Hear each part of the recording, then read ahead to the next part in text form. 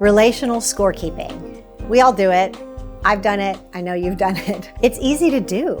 And ultimately, keeping score kills the relationship. So I've got 3 reasons why scorekeeping in relationships is a losing game. And I've got a tip on how to actually win in relationships. Reason number 1. In order to keep score, you've got to be paying attention to yourself and to the other person in a way that takes you out of the present moment. Think about it. Keeping score involves a lot of past rehashing. It involves you looking at days, weeks, years, and in your mind living so far in the past about what did or didn't happen, what should or shouldn't have happened, what you did that they didn't do. It takes you out of who is there in the moment, who you are in this moment. In order to score keep, you've got to be looking backwards. And when you're looking backwards, you miss who is in front of you.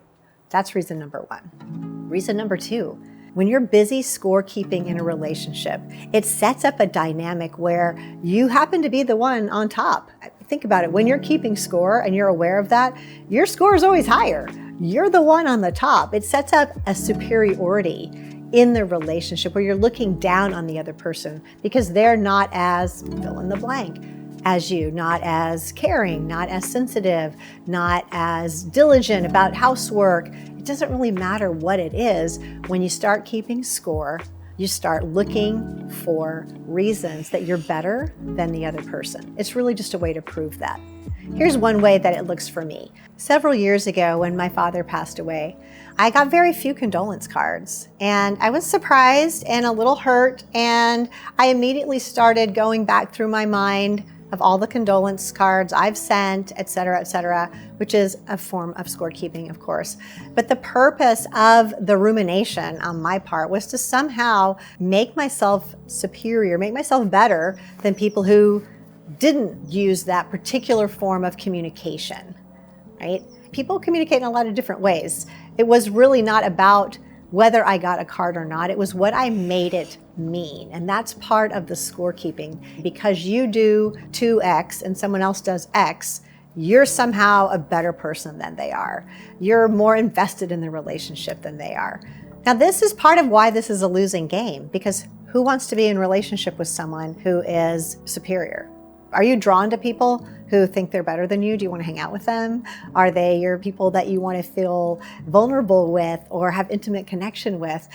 Probably not. So it's the superiority that then trickles down. It creates a domino effect where there's more judgment. It ratchets up the cynicism, disappointments, displeasure in the relationship, whether this is a friendship or a romantic relationship.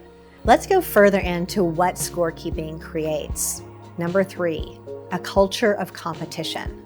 Now, there's all kinds of healthy competition, but usually not in your most intimate relationships, not with your spouse, not with your co-workers or best friends. Because when you're in constant competition, you invite other people to play your game, the competition game. And you're looking at them through that lens of who's going to be good enough, who's going to add the extra. And you've got to be on top, so you're going to continue to add. They may or may not know you're playing the game. So they're at a loss to begin with. And if someone doesn't want to play your game, then what? What happens when they don't play this keeping score game with you? This culture of competition opens the door for resentment, withdrawal, cynicism, loneliness, depression. And be honest, when you're doing it, it's fear-based. And you know it's fear-based because you find yourself in a power struggle, usually with somebody you love. So here's the tip I mentioned in the beginning, how to get out of it. First of all, you've got to notice that you're doing it and ask yourself, what am I trying to prove, protect, or prevent? What am I busy doing here?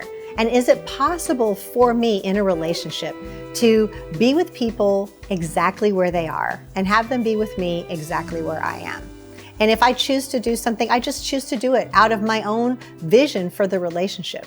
And if I need something, I actually ask for it. I don't attempt to extort it or compete my way into it.